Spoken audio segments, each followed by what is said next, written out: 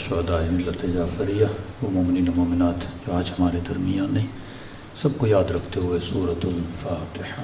بسم اللہ الرحمن الرحیم الرحمن الرحیم مالک یوم الدین ایاک نعبد و ایاک نستعین بسم اللہ الرحمن الرحیم ربنا تقبل منا انک انت السمیع العلیم۔ صلوات پڑھیں محمد و آل محمد۔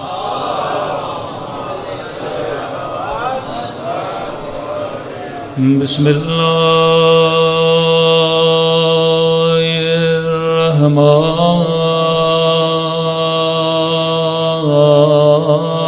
الرحمن الرحیم۔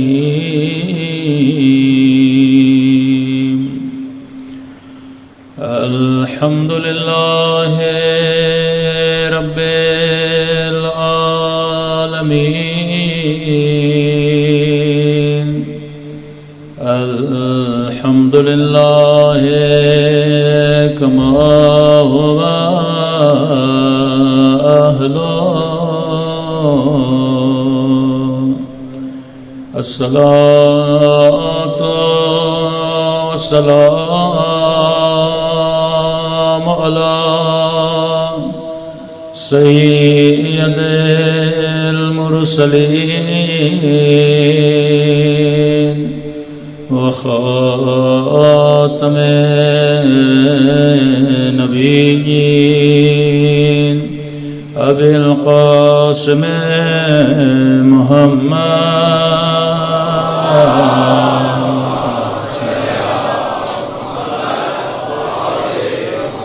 وعلى آلہ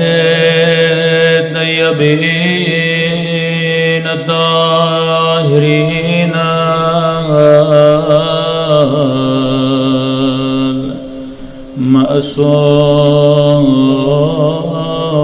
المعصومین۔ سب مل کے دعا امام صلی اللہم کل ولیک حجت ابن الحسن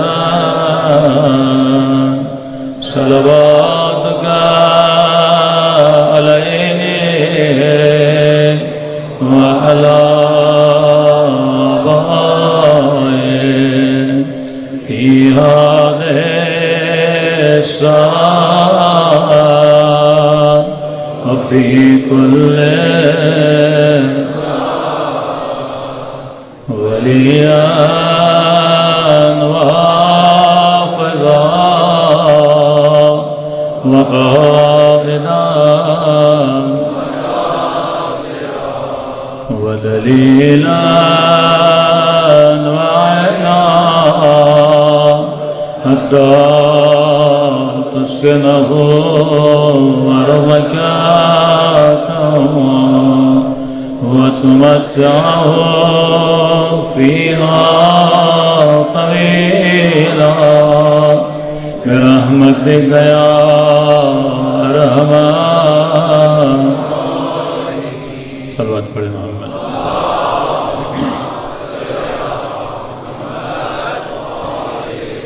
بسم اللہ الرحمن الرحیم رب اشرح لی صدری ویسر لی امری واحلل عقدۃ من لسانی یفقہوا قولی۔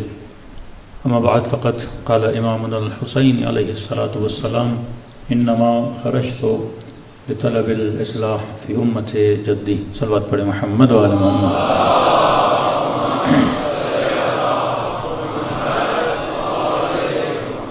دعا ہے پروردگار عالم ہم سب کی عبادتوں کو اپنی بارگاہ میں قبول فرمائے، اور جو مقصد زندگی مقصد عبادت لے کر فرش عذاب پہ آتے ہیں خدا ان تمام مقاصد میں ہم سب کو کامیابیاں کامرانیاں نصیب فرما دے۔ موضوع سخن عاشورہ اور اصلاح معاشرہ کہ یہ مجالس یا عزاداریاں یا ماتمداریاں صرف تاریخی مطالب کو بیان کرنے کے لیے نہیں ہیں، بلکہ ان مجالس سے ایک نسل کو تیار کیا جاتا ہے، بلکہ ان مجالس سے نظام ولایت بتایا جاتا ہے۔ کوشش ہوگی کل کی مجلس میں تھوڑا سا نظام ولایت پہ گفتگو ہو تاکہ آپ کو احساس ہو کہ اہل بیت ہمیں بغیر سسٹم کے چھوڑ کے نہیں گئے. اور یہ نہ سمجھیں کہ یہ نظام معجزاتی طور پہ چل رہا ہے. اگر واقعاً ہم اہل بیت کے نظام کو فالو کریں تو دنیا کی کوئی بھی طاقت ہمیں شکست نہیں دے سکتی. بلکہ صرف شیعہ نہیں، کوئی بھی اس نظام پہ عمل کرے، ان سیکریٹس کو سمجھنے کی کوشش کرے. ایک پورا اشرا ہم نے 2 سال سے کراچی میں پڑھا، دا سیکریٹ نیٹ ورک آف اہل البیت علیہ الصلوۃ والسلام، کہ اہل بیت نے اپنی امامت میں ایک نیٹ ورک بنایا. پھر امام جب غیبت صغریٰ غیبت کبریٰ میں گئے، یہ نیٹ ورک شیعوں کو دے کر گئے. وہ امیر المومنین کا خط جو مالک اشتر کو لکھتے ہیں کہ کسی بھی حکومت کو چلانے کے لیے کون سی شرائط ضروری ہیں، امیر المومنین نے وہ شرائط بتائیں، اہل بیت نے پریکٹیکلی وہ کر کے دکھایا، ایک نظام بنا کے دکھایا. اور اگر شیعہ اس نظام پہ عمل کریں کامیابی ہوگی، اگر غیر شیعہ بھی عمل کرے گا تو اسے کامیابی ملیں گی. جب آپ کہتے ہیں پانی کو چولہے پہ رکھا جائے، اس ڈگری پہ آئے تو پانی ابلنا شروع کر دیتا ہے. اب یہ نہیں صرف شیعہ رکھے گا تو ابلے گا، کوئی بھی رکھے گا. یہ سائنس کا رول ہے، 2+2 4 ہوتا ہے، یہ میتھ کا رول ہے. اگر آپ رولز پہ عمل کرو گے تو کامیاب ہوگے. اب آیت اللہ کا بیٹا بھی ہو، رول پہ عمل نہ کرے، وہ گناہ میں گر سکتا ہے. بڑے سے بڑا مولوی بھی کیوں نہ ہو، اگر اللہ کے بتائے ہوئے رولز پہ عمل نہ کرے گناہ میں پڑ سکتا ہے. وہ محرم، وہ نامحرم، وہ مکس گیدرنگ، یہ سارے رولز ہیں کہ حضرت یوسف کہہ رہے ہیں کہ اگر خدا مجھ پہ رحم نہ کرتا تو یہ نفس مجھے کہاں ڈھکیل دیتا، گناہ میں دھکیل دیتا. تو نبی جب اتنی بڑی بات کر دے، مطلب اگر رول کو بریک کرو گے، یہ ممکن نہیں بندہ پانی میں جائے اور کہے کہ میرا بدن گیلا نہیں ہوا. مطلب ہمیں سوئمنگ بھی کرنی ہے اور پھر دعا کرنی ہے خدا بدن گیلا نہ ہو، یہ نہیں ہو سکتا. اللہ کے رولز پہ عمل کرو. تو مکتب پورا میتھمیٹیکل ایک مکتب ہے، پوری فزکس ہے اس میں. پورے رولز پہ اگر عمل کرو گے تو کامیابی ملے گی. تو یہ سب سے بڑی برکت جو برکت عزا امام حسین ہے، جو برکت مجلس ابا عبداللہ الحسین ہے، اور اس کی اجتماعیت کہ ہمارے نماز جماعت کی فضیلت یہ کل کی مجلس میں آئے گا. کتنے اعمال ہیں، عرفہ، نماز جماعت، حج کے دن، مشی امام حسین. مطلب اہل بیت چاہتے ہیں کہ ہمیں جوڑا جائے، ہم مل جل کے بیٹھیں اور ہمارے اندر ایک رنگ پیدا ہو جائے، اس صفات کے اعتبار سے، کردار کے اعتبار سے. کہ آپ دیکھیں ماہ مبارک میں سارے لوگ کالے کپڑے پہنتے ہیں. یہ خود دنیا کے سب سے بڑے بڑے انقلابات رنگ کے ذریعے سے آتے ہیں، بڑی بڑی ریولیشنز کلر کے ذریعے سے آتی ہیں. جب آپ ایک رنگ میں ڈھل کے باہر نکلتے ہو تو آپ اظہار وجود کرتے ہو. دنیا دیکھتی ہے، پرندوں کو آسمانوں میں دیکھتے ہو، جب ایک ساتھ اڑتے ہیں تو کتنی ابہت ہوتی ہے. چھوٹی چھوٹی مچھلیاں دریاؤں میں جب ایک ساتھ تیرنا شروع کر دیتی ہیں تو بڑی بڑی ویلز ان پہ اٹیک نہیں کرتی، ہوتی چھوٹی ہیں لیکن نظم کے ساتھ چلتی ہیں تو بڑے بڑوں کو بھگا دیتی ہیں. یہ نظم کربلا ہے کہ 10 دن جب آپ ماتم کرتے ہیں، عاشورہ کا جلوس نکلتا ہے، پورا اسٹیٹ الرٹ رہتا ہے بھائی ان 10 دنوں میں شیعوں کے ساتھ کوئی اونچ نیچ نہیں کرنی، کیونکہ ان 10 دنوں میں یہ کیا ہو جاتے ہیں، مل جاتے ہیں.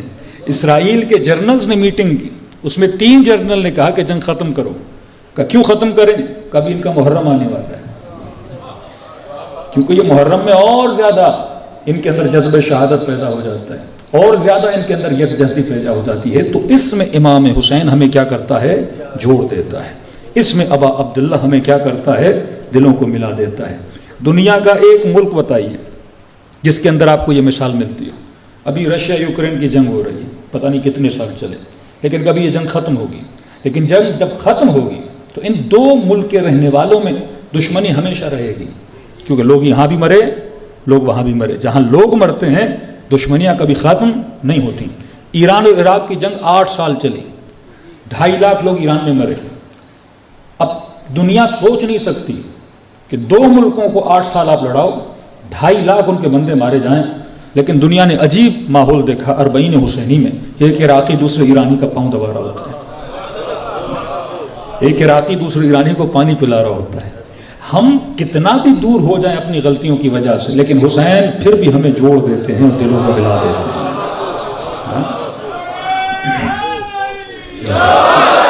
یہ فرش عزا،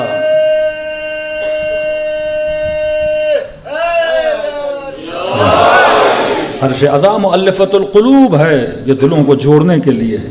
بھلے 2 بھائی آپس میں بات نہ کریں، فرش عزا پہ تو آ کے بیٹھیں گے. بھلے دو شیعہ آپس میں ناراض ہوں، مال کی وجہ سے، رشتہ داریوں کی وجہ سے، کچھ بھی مسائل ہوں، لیکن محرم آئے گا، حسین ان کو پکڑ کے فرش عزا پہ بٹھائیں گے۔ فرش عزا دلوں کو جوڑنے کا نام ہے، فرش عزا محبت کا نام ہے۔ تو فرش عزا صرف مجلس نہیں، فرش عزا صرف نیاز کا نام نہیں، فرش عزا کا مطلب تم ایک خاص سسٹم کے اندر ڈھالا جائے۔ تبھی کوشش کی جاتی ہے کہ مجالس کے اہداف کو کیا کیا جائے؟ ختم کیا جائے۔ مولا حسین اپنے خطبات میں، امام حسین اپنے کلام میں، امام حسین پورے راستے میں بارہا کہہ رہے ہیں میں کس لیے نکلا؟ تاکہ اپنے جد کی امت کی کیا کروں؟ اصلاح کروں۔ پھر بتاتے ہیں ان کے اندر کون سی بیماریاں آئیں، وہ کل کی مجلس میں انشاءاللہ اعلان کیا جائے گا۔ مولا بار بار بتا رہے ہیں میں اصلاح کے لیے نکلا، لیکن اسی منبر پہ بعض لوگ آتے ہیں کہتے ہیں اصلاح کی ضرورت نہیں ہے، آپ صرف فضائل امیر المومنین پڑھیں۔ اب بعض لوگوں نے فضائل کو صرف جنگوں کے اندر محدود کر دیا، معجزات کے اندر محدود کر دیا۔ علی کا سب سے، امیر المؤمنین کی سب سے بڑی فضیلت یہ ہے کہ علی سلمان بناتے ہیں۔ ارے بلڈنگ تو امریکہ بھی بناتا ہے، بلڈنگز بنانا کون سا بڑا کمال ہے، روڈ بنانا کون سا بڑا کمال ہے، مشینری بنانا کون سا بڑا کمال ہے؟ یہ تو امریکہ بنا لے، یورپ بنا لے، یہ تو سارے بنا لیتے ہیں۔ کمال اہل بیت یہ ہے، اہل بیت سلمان بناتے ہیں، اہل بیت میں سمیت عمار بناتے ہیں، حسین حبیب ابن مظاہر بناتے ہیں، حسین حور بناتے ہیں، حسین زہیر بناتے ہیں۔ انسان بنانا یہ دنیا کا سب سے بڑا معجزہ ہے۔ دنیا انسانیت گرا رہی ہے، حسین انسانیت بنا رہے ہیں۔ دنیا انسانیت کی شخصیت کو تباہ کر رہی ہے، حسین شخص سے انسان کو بچا رہے ہیں۔ انسانیت بچے تو سمجھو معاشرہ بچا۔ آج بلڈنگز، روڈز، ہر چیز بن رہی ہے، لیکن انسان کا اخلاق دیکھ رہے ہیں تباہ ہو رہا ہے۔ فحاشی عریانی میں انسان جا رہا ہے، عورت کی عزت و عفت و حیا کو ختم کیا جا رہا ہے۔ ایک طرف بقا انسانیت، ایک طرف فنا انسانیت۔ تو مجلس حسین معاشرہ سازی کا نام ہے، مجلس حسین اصلاح معاشرہ کا نام ہے۔ اب معاشرے میں گھر بھی ہے، معاشرے میں پھر اس گھر کے اندر افراد بھی ہیں، اور افراد کا جب گھر بنتا ہے اسے فیملی بھی بولتے ہیں۔ تو فیملیز کو اٹیک کیا جاتا ہے، فرد کی زندگی کو تباہ کیا جاتا ہے، اور کس طرح پلاننگ کر کے تباہ کیا جا رہا ہے۔ لیکن یہ فرش عزا امام حسین ہے۔ کربلا میں فیملیز تھیں کہ نہیں تھیں، لیکن ایک فیملی نے امام حسین پہ اعتراض کیا ہو، اتنی اطاعت، بہن اعتراض نہیں کر رہی، بیٹی اعتراض نہیں کر رہی، بھائی کی بیوی اعتراض نہیں کر رہی، بھتیجے اعتراض نہیں کر رہے، بھانجے اعتراض نہیں کر رہے۔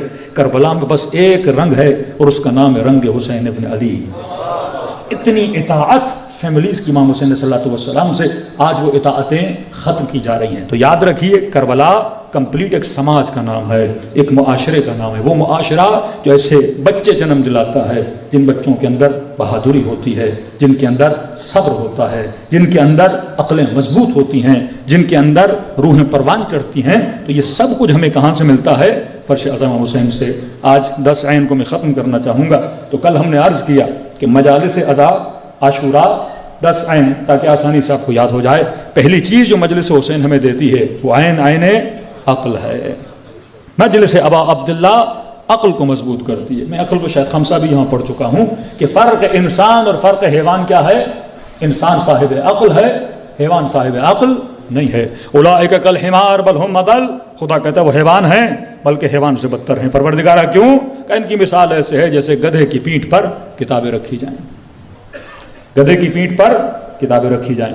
اب گدھے کے اوپر آپ کتنی بھی کتابیں رکھو، گدھا گدھا ہی رہتا ہے، وہ کتابوں سے فائدہ نہیں لیتا۔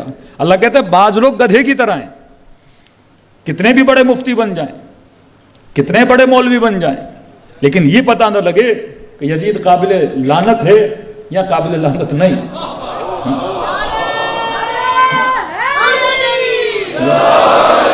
پھر کتاب پڑھنے کا فائدہ کیا ہوا؟ اللہ کہتا ہے بعض لوگ صرف دین آبا و اجداد پر ہیں۔ کتاب کا مطلب کہ بندہ اپنی عقل کو چلائے، استعمال کرے، اس کتاب سے کیا لے؟ فائدہ لے۔ قرآن گھر میں پڑھی رہے اور قرآن سے فائدہ نہ لیا جائے، اس کا مطلب یہ قرآن مجھے کچھ بھی نہیں دے رہے۔ یہ بالکل ایسے ہے کہ گدھے کی پیٹھ پہ قرآن رکھا جائے یا کسی مسلمان کے گھر میں قرآن رکھا جائے، نہ گدھا فائدہ لے رہا ہے نہ مسلمان فائدہ لے رہا ہے۔ رسول خدا کی خدمت میں ایک عربی آیا، عربی بولتے ہیں بادیہ نشین کو، خود لفظ عرب کا مطلب یہ ہے بادی بدو لوگ، کیونکہ یہ صحرا میں رہتے تھے، جھوپڑیوں میں رہتے تھے، اونٹوں کے ساتھ ان کا اٹھنا بیٹھنا، مہذب قوم نہیں تھی عرب۔ تو خطہ عرب مطلب وہ لوگ جو کہاں رہتے ہیں؟ صحراؤں کے اندر رہتے ہیں۔ آیا رسول خدا کے پاس، اے محمد سنا تم نے دین اسلام لایا؟ جی۔ کہتا ہے محمد ٹائم نہیں ہے میرے پاس، جلدی جلدی سے اسلام سمجھاؤ، میں نے واپس جانا ہے، مجھے کام ہے۔ اب یہ تربیت رسول ہے کہ اگر کوئی 5 منٹ کے لیے بھی آیا ہے آپ پیغام دو۔ ہمارے یہاں اگر کوئی مولوی صاحب ہو، بھائی ٹائم آپ کے پاس نہیں ہے تو کل آ جائیے گا، ہمارے پاس بھی ٹائم نہیں ہے، لیکن یہ رسول کریم ہیں، یہ کسی کی بد اخلاقیوں کو اپنے سر پہ سوار نہیں کرتے۔ فرمایا الا رحمتا للعالمین ہے، فرمایا محمد ٹائم نہیں میرے پاس، جلدی جلدی بتا دیجئے۔ رسول خدا نے قرآن کی آیت پڑھی، مثقال ذرۃ خیرا یرہ ومثقال ذرۃ شرا یرہ، جو چھوٹی سی نیکی بھی کرے گا دیکھے گا، جو چھوٹی سی برائی بھی کرے گا وہ دیکھے گا۔ اس نے کہا محمد میں دین اسلام کو سمجھ گیا اور یہ چلا گیا۔ نبی خدا نے فرمایا جب آیا تھا تو جاہل تھا، فرمایا جا اعرابیا، جب آیا تھا تو بادیہ نشین تھا، لیکن جب گیا تو فقیہ بن کے واپس چلا گیا۔ پورا قرآن نہیں، اگر ایک لفظ بھی سمجھ جاؤ تو رسول فرماتے ہیں یہ مرد فقیہ بن گیا۔ زیادہ علم حاصل کرنے کی ضرورت نہیں، جتنا حاصل کرو اس پہ عمل کرو، اس کے سمجھو۔ تو فرمایا پہلا عین جو مجلس حسین میں سکھاتی ہے وہ عین عقل ہے۔ اس مجلس میں درس عقل ہے۔ آپ کسی لمبے چوڑے مناظرے میں نہیں جائیے، آپ صرف عقلانی بحث کریے کہ میں بارہا کہہ چکا، امیر المومنین کی ولایت ہو، معصومین کی عصمت ہو، ہمیشہ اگر کوئی اعتراض کرے آپ عقل سے جواب دیجئے۔ اب کوئی کہے یزید پہ ہم لعنت کیسے بھیجیں، ہم ذرا کنفیوز ہیں، تو آپ قرآن کھولیے، لعنت اللہ علی القوم الظالمین، خدا کہتا ہے میری لعنت ہے ظالموں پر۔ جب اس کا ظلم ثابت ہے تو لعنت بھی آٹومیٹیکلی اس کے سر پہ آ جاتی ہے۔ اب تو بھیجے نہ بھیجے، خدا تو روز بھیج رہا ہے۔ لمبی لمبی تراویحاں پڑھنے کے بعد جب یہ قرآن کی آیتیں پڑھتے ہو لعنت تو ویسے ہی جا رہی ہے۔ تو لعنت سے کتنا بھی بچانا چاہو کسی ظالم کو لعنت سے بچا نہیں سکتے۔ اب ظالم کوئی بھی ہو، نہ ظلم محدود ہے نہ اللہ کی لعنت محدود ہے۔ جب تک قیامت ہے ظلم کرنے والا ظلم کرتا رہے گا تو خدا کی لعنت بھی برستی رہے گی، وہ اپنا ہو وہ غیر ہو۔ تو فرمایا یہ کتاب عقل ہے، بارہا قرآن کہتا ہے وَاعْتَبِرُوا يَا أُولِي الْأَلْبَابِ افلا یتدبرون افلا یفقہون، سوچتے کیوں نہیں، تصور کیوں نہیں کرتے، شعور سے کام کیوں نہیں لیتے، کان ہیں سنتے کیوں نہیں، آنکھیں ہیں دیکھتے کیوں نہیں۔ بارہا قرآن اس چیز کو کیا کر رہا ہے، ریپیٹ کر رہا ہے۔ تو مجلس ابا عبداللہ ہمیں کیا دیتی ہے، پہلا عین عین عقل، دوسرا عین عین علم، فرش اعضاء سے علم ملتا ہے۔ یہ شاید ورلڈ گینیز بک میں ریکارڈ بن جائے اس قوم کا کہ دنیا کی کوئی ایسی قوم نہیں جو اتنے لیکچر سنتی ہو جتنے شیعہ سنتے ہیں۔ یہ چیلنج ہے، پوری دنیا کے فرقوں کو اٹھا لیں، کسی فرقے کے اندر، کسی مذہب کے اندر، ماڈرن سے ماڈرن دنیا میں چلے جائیں، کوئی ایسی بستی، کوئی ایسا سماج آپ کو نہیں ملے گا جس کے اندر اتنے لیکچر ہو۔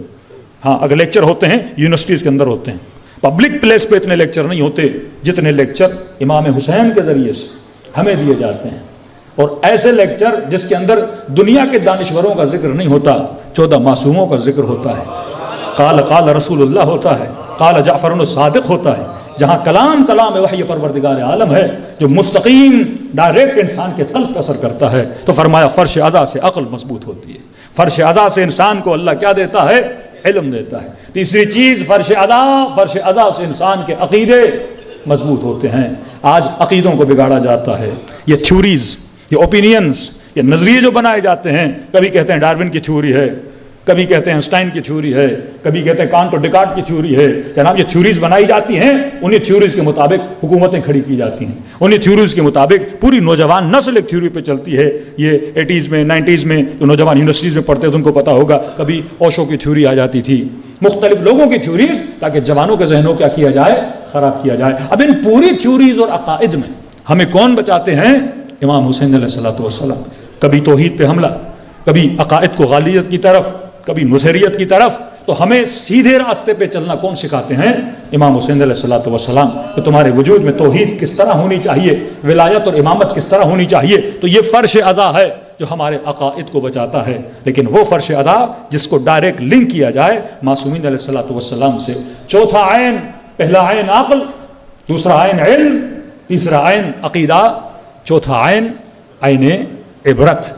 فرش اعضاء ہمیں کیا سکھاتا ہے، عبرت سکھاتا۔ شہید مطہری کہتے ہیں اگر شمر پڑھا تو آج کے شمر کو پہچاننے کی کوشش کر، اگر یزید پڑھا تو آج کے یزید کو پہچاننے کی کوشش کر۔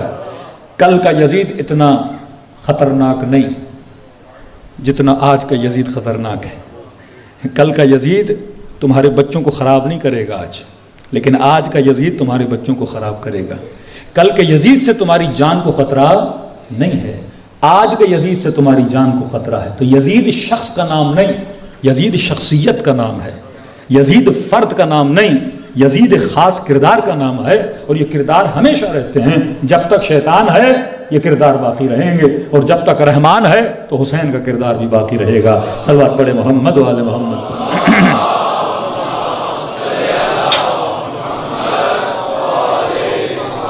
اجل فرض. تو ہم نے تاریخ سے کیا لینی ہے؟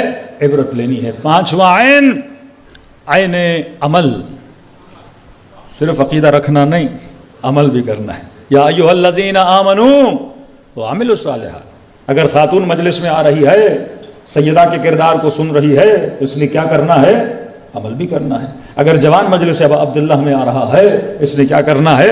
عمل بھی کرنا ہے. صرف عقیدہ رکھنا کافی نہیں، بلکہ عقیدے کے ساتھ ساتھ کیا ہونا چاہیے؟ عمل بھی. قرآن میں کہیں پر بھی نہیں ہے. جہاں پر ہے یا ایھا الذین آمنوا فوراً ہے وعملوا الصالحات. اے صاحبان ایمان عمل صالح انجام دو. ہمارے مسلمان آمنو تک رک گئے. کہاں تک رک گئے؟ کہ اگر گلی میں چلتے چلتے کسی نے ٹیڑھی آنکھ کی اور نگاہ رسول پہ پڑی، جنتی. ایسے ہی اتفاق سے جا رہا تھا، دور سے رسول کو دیکھا. ایک قبیلہ تھا بنی ثقیفہ، بنی ثقف، جو مختار ثقفی کا قبیلہ. ہمارے مسلمانوں کا عقیدہ ہے یہ پورے کا پورا قبیلہ، ان کے چھوٹے سے چھوٹا بچہ، ان کے بڑے سے بڑا فرد، ان کا بوڑھے سے بوڑھا فرد رسول کا صحابی ہے. دلیل یہ ہے کیونکہ یہ حجۃ الوداع میں جو رسول نے آخری خطبہ دیا تھا، کہتے ہیں یہ سارا قبیلہ آیا تھا. کیونکہ یہ سارا قبیلہ آیا تھا کیونکہ سب نے رسول کو کیا کیا تھا؟ دیکھا تھا. لہذا سب کے سب کیا بنے؟ صحابی بنے. اور صحابی جنتی، صحابی ستاروں کی طرح. بِأَيِّهُمْ اقْتَدَيْتُمْ اهْتَدَيْتُمْ. اب یہ چھوٹا بچہ تھا، مطلب 3 سال کا بچہ تھا، 2 سال کا بچہ تھا، 4 سال کا بچہ تھا. اس نے دور سے رسول کو دیکھا، ایک بار دیکھا، اور آخری حج ہے، بس آنکھ پڑی رسول پہ، یہ صحابی بن گیا. اب یہ جنتی ہے. قرآن کہتا نہیں آمنو وعملوا الصالحات. شرف تو تھا مصطفیٰ کو دیکھنا، لیکن اس سے بڑا شرف ہے مصطفیٰ کی سیرت پہ عمل کرنا. عمل کرے گا تو جنتی ہے. یہ نہیں کہ صرف دیکھ لیا. پھر تو شمر نے امام حسین کو دیکھا، پھر تو ابو جہل و ابو لہب نے بھی رسول کو خدا کو دیکھا. اللہ کہتا نہیں آمنو وعملوا الصالحات. پھر نشانیاں خدا سورہ منافقون میں مختلف جگہوں میں بتاتا ہے کہ مومن کی نشانی کیا ہے. پھر وہ منافق بھی تھے جنہوں نے رسول کو دیکھا تھا. یہاں عقل دی جاتی ہے، یہاں اصول پہ بات. ان اکرمکم عند اللہ اتقاکم. اللہ کہتا ہے میرے نزدیک رتبہ اس کا بلند ہے جو صاحب تقویٰ ہے. امیر المومنین کی اپنی بہن جناب ام ہانی ایک اکلوتی بہن ہے، اور جس کے لیے رسول خدا جب بعض مشرکین نے حملہ کیا، یہ بی بی گھر میں تھیں، تک و تنہا انہوں نے ان کا مقابلہ کیا، دروازہ کھولنے نہیں دیا اور اکیلی دروازے پہ کھڑی رہیں. رسول کو پتہ چلا. رسول خدا نے کہا کہ کس نے اس کو آنے سے روکا؟ کبھی بھی ام ہانی نے. اس وقت رسول کے جملے ہیں، اگر پورے مکے میں ابو طالب کے بچے ہوتے تو پورا مکہ بہادر ہوتا.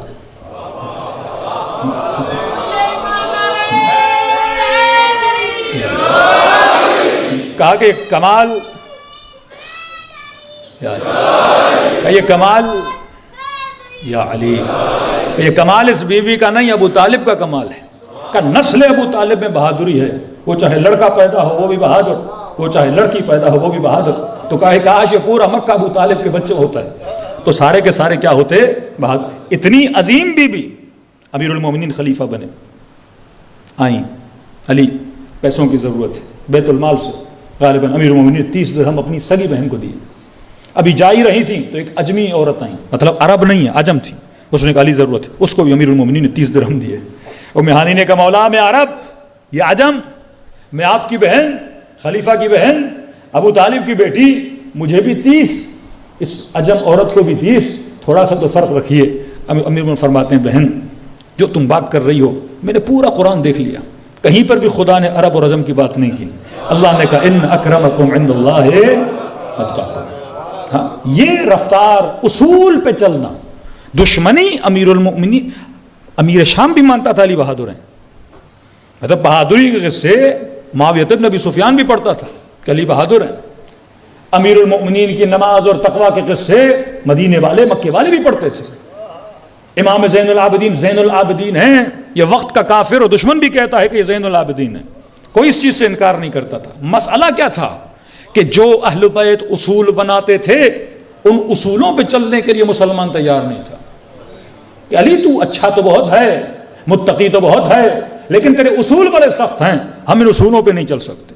حضرت نوح کے اخلاق کی کوئی برائی نہیں کر رہا، حضرت موسیٰ کے کردار کی کوئی برائی نہیں کر رہا، لیکن جو موسیٰ کہہ رہے ہیں اس پہ چلنا مشکل ہے، جو نوح بتا رہے ہیں ویسا عقیدہ بنانا مشکل ہے۔ آج ہمیشہ امتوں کا یہ مسئلہ رہا ہے، امام حسین سے کسی کو مسئلہ نہیں، لیکن ہاں جو حسین کہہ رہے ہیں وہ کرنا بڑا مشکل ہے، جو امیر المؤمنین بتاتے ہیں وہ کرنا بڑا مشکل ہے، کیونکہ میں نے زندگی اپنی مرضی سے جینی ہے اور وہ کہتے ہیں زندگی رب کی مرضی سے جینا سکھائیں گے۔ کشتی حسین کا مطلب ہے رضا برضا و تسلیما لامر لا معبود سواک، اے خدا حسین تیری رضا پہ راضی ہے، تیرے علاوہ حسین کا کوئی معبود نہیں ہے، اور فرمایا اگر ہمیں خوشی بھی ملتی ہے تو تیری رضا سے، بھلے تکلیف آ جائے، بھلے بدن پہ تیر لگ جائے، بس ہم دیکھ رہے ہیں اگر تو راضی ہے تو تیرا حسین بھی راضی ہے۔ تو فرش عزا کیا کرتا ہے؟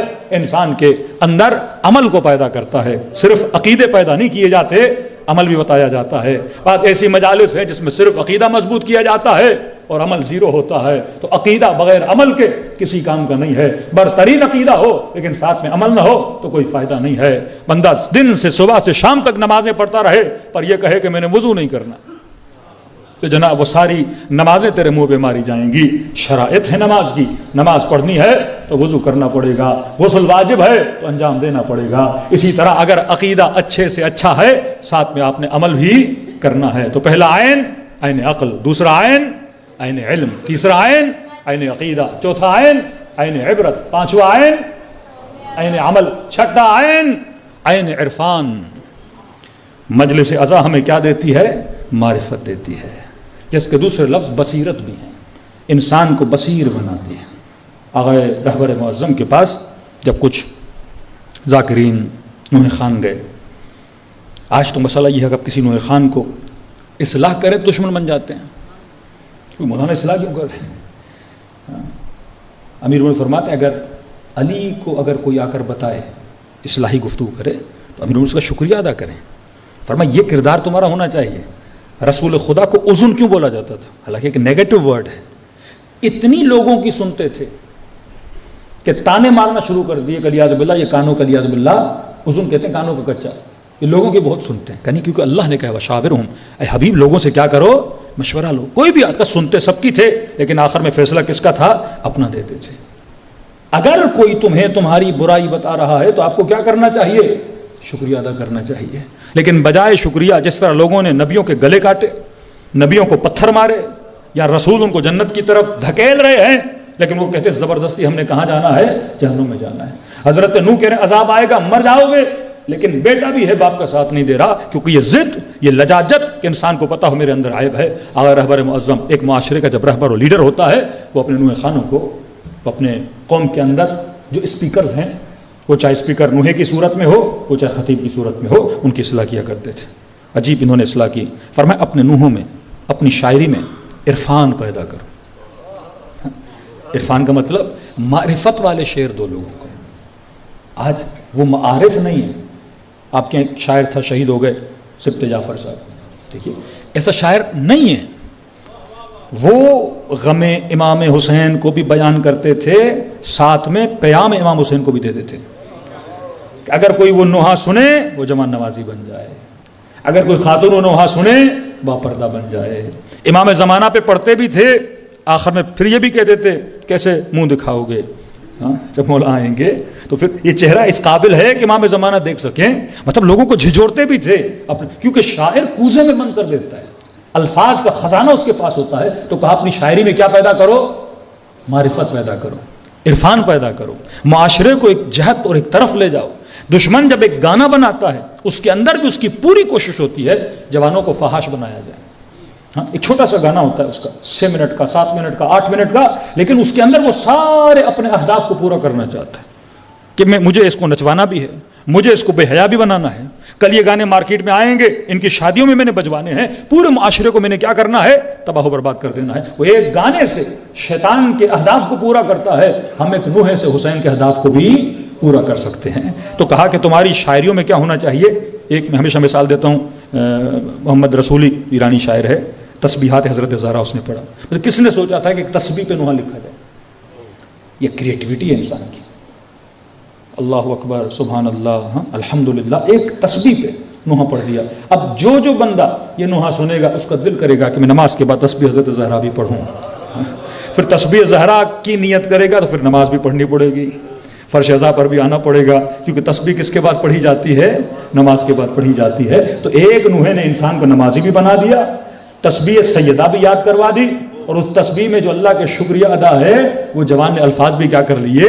یاد کر لیے. انہی کا ایک دوسرا نوحہ ہے امیر المومنین کی وصیت. مطلب نوحے میں علی ابن ابی طالب کی وصیت لا دی ہے کہ حسن حسین یتیموں کا خیال رکھنا، حسن حسین یتیموں کا کوئی نہیں ہے، یتیموں کا خیال رکھنا. ایک چھوٹے سے نوحے میں اس بندے نے یتیموں کا بھی ذکر کر دیا. مطلب یہ معارف کہ انسان اگر ہدف کے ساتھ کام کرے، اسے پتا ہو کہ میں نے اپنی قوم کو یہاں سے اٹھا کے یہاں تک لانا ہے. جب اس کی زندگی میں ہدف بن جاتا ہے پھر اس کے نوحے کا لفظ ویسے بھی نوحہ پڑھنا عبادت ہے، لیکن اگر خاص اہداف کے ساتھ نوحہ پڑھا جائے کہ میں معاشرے میں مقصد امام حسین کو پورا کروں اور ان جوانوں کے اندر کیا پیدا کروں؟ اصلاح پیدا کروں، برائیوں کو ختم کیا جائے اور ان کو ایک جگہ سے اٹھا کے دوسری جگہ، مطلب لشکر شیطان سے نکال کر لشکر حسین میں لایا جائے اور پریکٹیکلی لایا جائے، تو پھر وہ سوچے گا، فکر کرے گا، پھر خدا اس کو اجر بھی اتنا زیادہ دیتا ہے. جناب دعبل امام رضا کے سامنے شاعری کر رہے ہیں، کتنا اجر دیا امام رضا نے. امام نے پیسے بھی دیے، سفر پہ جا رہے ہو، کہا اور جو مجھ سے مانگنا ہے، تو کہا مولا بس اپنا پہنا ہوا لباس مجھے دے دیں تاکہ جب مر جاؤں کفن بنا کے اپنی قبر میں رکھوں، تاکہ میرے لباس سے شفاعت بنے. ایک لباس لے گئے، لیکن تاریخ جب لوگوں کو پتا چلا وہ لباس کئی ٹکڑوں میں بدل گیا. ہر بندے کو تبرکن چھوٹا چھوٹا ٹکڑا دیا کہ تو بھی اپنی قبر میں رکھنا. کنجوس نہیں تھا، سخی تھا کہ صرف میں نے جنت میں نہیں جانا، یہ ٹکڑے ٹکڑے سارے مومنوں کو دوں تاکہ جو بھی دنیا سے جائے امام رضا کا کرتا قبر میں ان کی کیا کرے؟ شفاعت کرے. صلوات پڑھے محمد و آل محمد.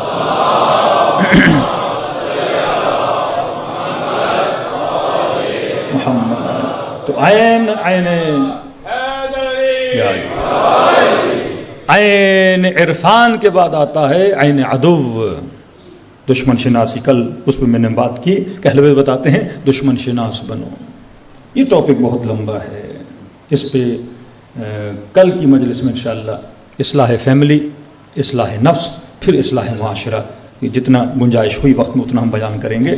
ادب شناس بنو، دشمن کس طرح تمہاری نسلوں کو گمراہ کرتا ہے. ایک کتاب ہے، لکھنے والا انگریز ہے، کینیڈین رائٹر ہے، اس پہ کل آؤں گا تفصیل میں، صرف اشارہ دے رہا ہوں تاکہ مجلس میں آنے سے پہلے جوان اس کتاب کو پڑھنا چاہتے ہیں. یہ کتاب کا نام ہے the war against the family, family کے خلاف جنگ. لکھنے والا کون ہے؟ انگریز، کرسچن ہے، یعنی کہ کوئی مسلمان بات کرے. 20 سال پہلے اس نے کتاب لکھی ہے، بہت زیادہ بکنے والی کتاب ہے، مختلف لینگویج میں ٹرانسلیشن ہوئی. گوگل پہ لکھیں گے تو PDF فارمیٹ میں کتاب آپ ڈاؤن لوڈ کر سکتے ہیں. اس نے جتنے پوائنٹس بتائے ہیں، انہوں نے کس طرح نظام خانوادہ فیملی کو یورپ کے اندر تباہ و برباد کیا کہ ماؤں کی گودوں سے بچے اٹھا لیے، کتے اور بلیاں بٹھا دی اس کی جگہ. دا ریپلیسمنٹ، کس طرح نسلوں کو نکال کر جانوروں کو لایا گیا، کس طرح حلال رشتوں کو ختم کر کے وائٹ میرجز جس کے اندر کوئی کمٹمنٹ نہیں ہے، کوئی نکاح نہیں ہے، ایسے رشتے پیدا کر دیے گئے. کس طرح آج معاشرے میں گندگی پھیلائی گئی، ایک ایک یونٹ کر کے اس نے بیان کیا ہے. یعنی وہ باتیں جو پروردگار عالم قرآن میں حضرت لوط کی اور مختلف قوموں کی کر رہا ہے، انہوں نے پریکٹیکلی کس طرح کی، اور وہی کام، وہی تجربے جو انہوں نے، وہی ناکامیاں جو انہوں نے اپنے معاشرے میں انجام دی، اب وہی ہمارے معاشرے کے اندر آہستہ آہستہ ٹی وی کے ذریعے، میڈیا کے ذریعے، سوشل میڈیا کے ذریعے لائی جا رہی ہیں. اب ہم یہ سمجھے کہ مولانا یزید ہی ہمارا دشمن ہے. کہا عبرت شناس بنو نا. کل کا یزید عقیدہ بھی خراب کر رہا تھا، 70,000 ممبروں سے سب علی ابن ابی طالب بھی کیا جا رہا تھا، نسلوں کے اندر غیرت و حیا کو بھی ختم کر رہا تھا، اور لوگوں کو دشمن خدا اور دشمن آل رسول بھی بنا رہا تھا. غش بھی تھا، بیت المال سے پیسہ، مطلب چوری، رشوت، فحاشی، فسق و فجور، پورے معاشرے کو اس نے تباہ و برباد کر دیا تھا. معاشرہ جب تباہ ہوتا ہے نسلیں تباہ ہو جاتی ہیں. امام حسین نے فرمایا اس چیز کی، میں فرمایا سنت ختم ہو چکی، حدود الہی ختم ہو چکی، حلال خدا کو حرام کر رہا ہے، حرام خدا کو حلال کر رہا ہے، معاشرے کا شعور تباہ و برباد کر دیا. لیکن آج تو یزید میرے سر پہ نہیں ہے نا. فرمایا عبرت حاصل کرو نا، آج کے یزید کو ادب شناس بنو کہ دشمن کس طرح، یہ ٹک ٹاک، یہ انسٹاگرام، یہ فیس بک، یہ پورا سوشل میڈیا، کیا میں نے بچے کو سکھایا تم نے کس طرح چلانا ہے؟ کیا میں نے اس کو ٹیکنیکس بتائیں؟ یہ دجالی سسٹم کا مطلب کیا ہے؟ ون آئی سسٹم، ایک آنکھ کا سسٹم. الہی سسٹم دو آنکھوں والا، دجالی سسٹم ایک آنکھ والا. ایک آنکھ کا کیا مطلب؟ دا آئی آف اکنامک، پیسے کی آنکھ. ملکوں کے تعلقات انسانیت کی بیس پہ نہیں، مال کی بیس پر. امریکہ کو نہیں پتا اسرائیل نے کتنا ظلم کیا، جرمنز کو نہیں پتا انہوں نے کتنا ظلم کیا. جو ہیروشیما پہ اتنا چیختے ہیں، انہوں نے تو 40,000 لوگ مار دیے. بڑا ترتیب سے نسل کشی کی جا رہی ہے کہ جہاں جہاں فلسطینیین کی نسلوں کو ختم کیا جائے، تباہ و برباد کیا جائے. دیکھ رہے ہیں، حمایت کر رہے ہیں، بجٹ دے رہے ہیں، نظام مدد کر رہے ہیں. انسانیت کی بیس پہ نہیں، مال کی بیس پہ. کیونکہ سامنے والے کے پاس پیسہ بہت زیادہ ہے، وہ پیسہ کھلاتا ہے. مطلب آخری زمانے میں دوستیاں کس بنیاد پہ بنیں گی؟ مال کی بنیاد پہ.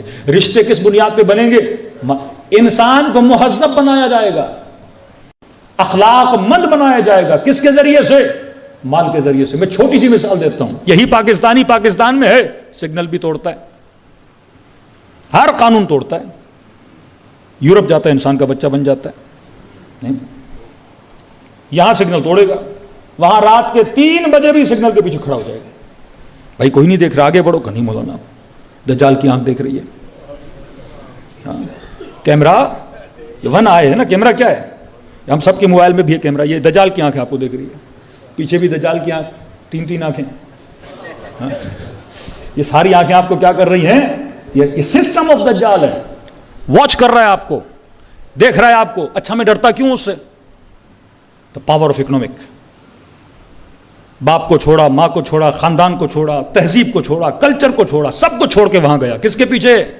مکہ تھا، مدینہ تھا، قبر حسین تھی، قرآن زیادہ پڑھا جاتا تھا، جلوس بہتر ہوتا تھا وہاں پہ، آزاداری بہتر ہوتی تھی. تھا کیا وہاں پہ؟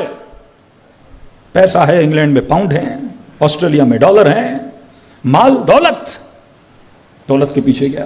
ہاں پھر وہ سائڈ کی چیزیں ہیں، مولانا امنیت بھی ہے، مولانا ہیلتھ بھی ہے، مولانا سیکورٹی بھی ہے. لیکن یہ ساری چیزیں ہوں، پیسہ نہ ہو، کون رہے گا؟ ہمارے اتنے بڑے بڑے بزنس میں افریقہ میں رہتے ہیں. The most billionaires of Shia African countries میں رہتے ہیں. یعنی بلینرز کہہ رہا ہوں، بلینز ان دا ڈالرز. افریقہ میں رہتے ہیں، پیسہ ہے وہاں پہ، پیسے کمانے جاتے ہیں. لوگ پہاڑوں کو جا کے کھودتے ہیں، سختیوں میں، گرمیوں میں. کیا نکالتے ہیں؟ گولڈ نکالتے ہیں، مائنز نکالتے ہیں، کاپر نکالتے ہیں. جناب یہاں پیسہ ہے. صبح سے شام تک سمندر کے پانی کو چھانتے ہیں. جناب اس سے کیا نکلے گا؟ گولڈ نکلے گا. انسان جگہ جگہ تک جاتا ہے جہاں کیا ہوتا ہے؟ پیسہ بنانا، پیسہ کمانا کوئی عیب نہیں ہے. لیکن پیسے کی وجہ سے اپنے وجود کے اندر خوف پیدا کرنا، یہ دجال ہے. سمجھو اس بات کو. رات کے 2 بجے سگنل کے پیچھے رک جاتا ہے. اسے کون روک رہا ہے؟ خدا، رسول، انٹرنل ایتھکس، کوئی اخلاق. اتنا خوف ایک رنگ سے. لال ہوا تو رک گیا، گرین ہوا تو چل پڑا. ہزاروں گاڑیاں لال کو دیکھ کے رک جاتی ہیں، گرین کو دیکھ کے چل پڑتی ہیں. یہاں کیوں نہیں رکتی بھائی؟ رنگ تو رنگ ہے. یہاں کیوں نہیں رکتے؟ پاکستان میں بھی تو لال بتی ہے، لیکن یہاں کوئی نہیں رکتا.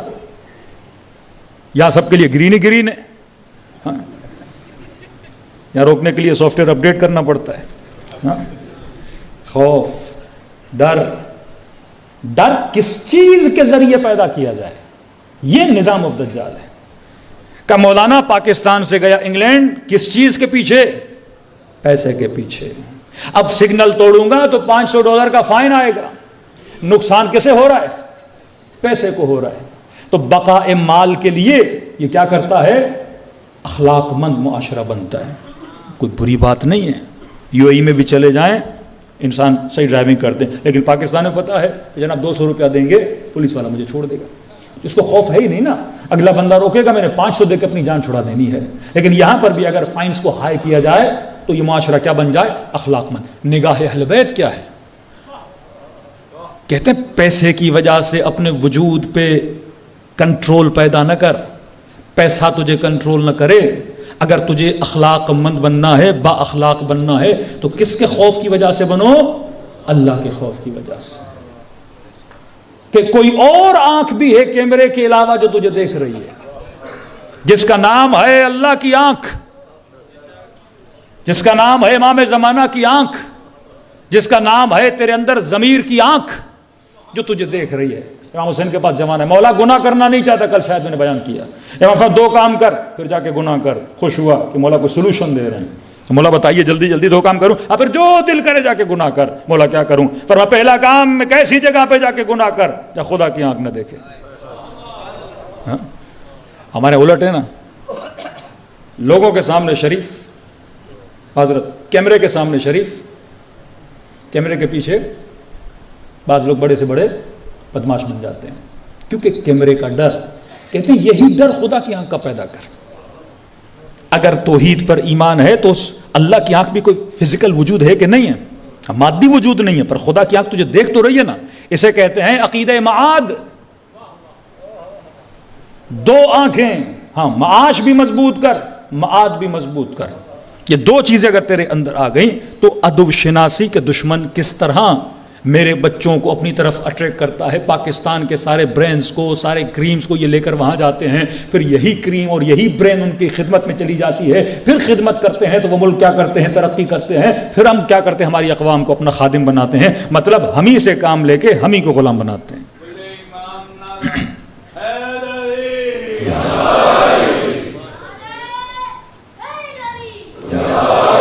صرف انہی چند سالوں میں کئی لاکھ پاکستانی مائیگریٹ کر گئے، کئی لاکھ پاکستانی، مور دین 15 لاکھ 16 لاکھ پاکستانی مائیگریٹ کر گئے۔ اب جو مائیگریٹ کر رہا ہے وہ غریب تو نہیں ہے نا، جس کے پاس ٹکٹ لینے کا پیسہ ہوگا، جس کے پاس کوئی ڈگری ہوگی، جس کے پاس کچھ نہ کچھ ہوگا، وہ یا مڈل کلاس ہوگا یا اپر مڈل کلاس ہوگا۔ معاشرے کی ریڑھ کی ہڈی مڈل کلاس طبقہ ہوتا ہے، کیونکہ پڑھا لکھا ہوتا ہے، جاہلوں سے کوئی لینا دینا نہیں، یہ پڑھا لکھا طبقہ ہے جو ایک معاشرے کو سب میں لے جاتا ہے۔ امام حسین جن لوگوں کو لے کر جا رہے ہیں وہ پڑھے لکھے لوگ ہیں، کہاں سلمان فارسی اور کہاں 1000 مسلمان۔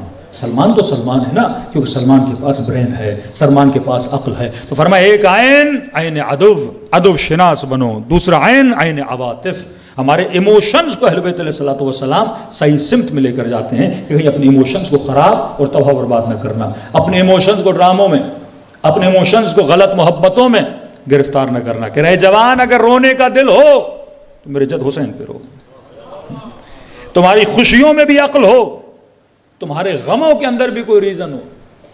مطلب گھاٹے کا سودا نہیں کرنا کہ پوری رات روتے رہو لیکن آنسوؤں کا کوئی خریدار نہ ہو، پوری رات روتے رہو آنسوؤں کا کوئی خریدار نہ ہو، لیکن اگر وہی غم کو تھوڑا سا نیت کو ٹرانسفر کرو امام حسین کے لیے، آنسوؤں کی خریدار جناب سیدہ فاطمہ زہرا بن جاتی ہیں۔ وہ گھاٹے کا سودا، گھاٹے کا سودا کبھی آپ کو کرنے نہیں دیتے۔ فرمایا اپنے ایموشنز کا سبجیکٹ بہت بڑا ہے۔ عواطف، عاطفہ آپ کے اندر کیا پیدا کرتا ہے؟ صحیح محبت کا جذبہ پیدا کرتا ہے۔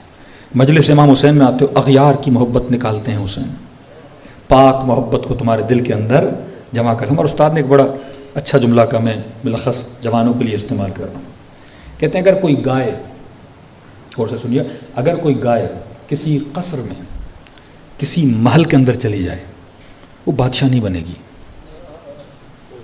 اگر کوئی گائے، کوئی بھینس بادشاہ کے محل میں چلی جائے، تخت پہ بیٹھ جائے، کسی قصر میں چلی جائے تو گائے بادشاہ نہیں بنے گی، لیکن قصر کو باڑا بنا دے گی۔